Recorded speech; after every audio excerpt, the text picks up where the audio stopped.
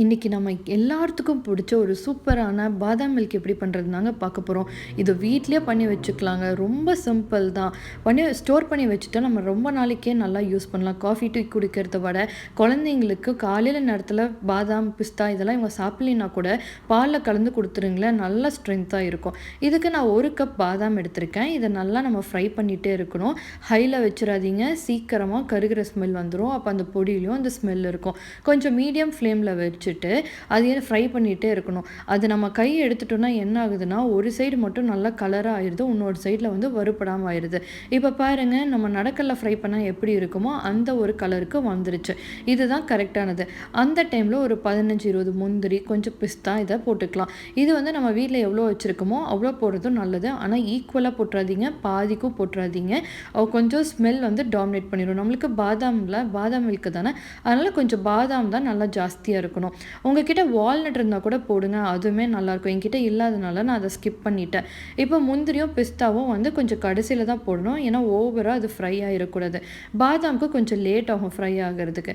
இப்போ கொஞ்சம் நல்லா வறுபட்ட உடனே அதை எடுத்து ஆற வச்சிடலாம். ஒரு பிளேட்டில் போட்டுட்டு ஆற வச்சுருங்க. அதே பேனில் போட்டுறாதீங்க, ஏன்னா அந்த பேனோட சூட்டுக்கு அது இன்னும் சூடாக தான் இருக்கும். ஒரு 5-6 ஏலக்காய் போட்டுருங்க. ஏலக்காய் போட்டுட்டு நல்லா வணக்கிக்கலாம். இது வணக்கும் போது ஃப்ரை பண்ணும்போது பாருங்களேன், அந்த பபுளாக மேலே இருக்கும். அதாவது இப்போ மேலே கொஞ்சம் பெருசாகிறது நமக்கு நல்லாவே தெரியும். அந்த ஸ்டேஜ் வந்தோடனே எடுத்து வச்சுக்கலாம். இப்போது ஒரு மிக்ஸி ஜாரில் எந்த கப்பில் நான் பாதாம் எடுத்துருக்கனோ அதே ஈக்குவலான இதில் சுகர் எடுத்திருக்கேன். நீங்கள் வேணும்னா ஒரு 1.5 கப்பு கூட போட்டுக்கலாம் சுகர்.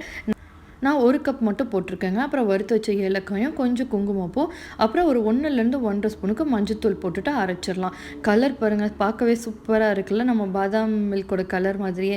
இப்போ வந்து நம்ம வறுத்து வச்சுருந்தா நட்ஸ் எல்லாத்தையும் உள்ளே போட்டுட்டு நம்ம சுற்றி விட்டுடலாம். இது வந்து நீங்கள் கிரைண்ட் பண்ணிவிட்டு ஃபுல் ஸ்பீடில் வச்சு கிரைண்ட் பண்ணாதீங்க, ஒரு ஈரப்பசையில் அடியில் பிடிச்சிக்கும். அதனால் நீங்கள் சுற்றி விட்டுட்டு எடுத்துடணும். இப்போ என்ன பண்ணுறேன்னா, ஒரு கிளாஸ் பால் எடுத்துகிட்டு காய்ச்சிட்டு அதுலேயே நான் ஒரு 1.5 ஸ்பூனுக்கு பாதாம் பவுடர் ஆட் பண்ணிவிட்டு கொதிக்க வைக்கிறேன். உங்களுக்கு அது வேண்டாம்னா கொதிக்கிற பாலில் கூட நீங்கள் 1 ஸ்பூன் போட்டுட்டு நல்லா ஆற்றிட்டிங்கனாலும் அது மிக்ஸ் ஆயிரும். நான் வந்து பால் கொதிக்கிறப்பவே நான் போட்டுட்டேன்.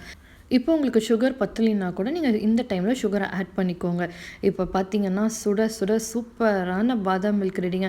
அவ்வளோ டேஸ்ட்டாக இருந்துச்சு, ரொம்பவே பிடிச்சிருந்தது. நம்ம வெளியில் என்ன கலர் பொடி ப்ரிசர்வேட்டிவ் சேர்த்துறாங்கன்னு தெரியாதில்ல. நம்ம ஒரு 15 to 20 டேஸ்க்கு பக்கம் நம்ம இதை பண்ணி வச்சுக்கலாம்.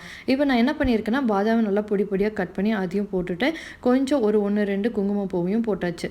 இது ரொம்ப சூப்பராக இருந்துச்சுங்க. நீங்களும் ட்ரை பண்ணி ஹெல்த்தியான ட்ரிங்கை குடிச்சு பாருங்கள்.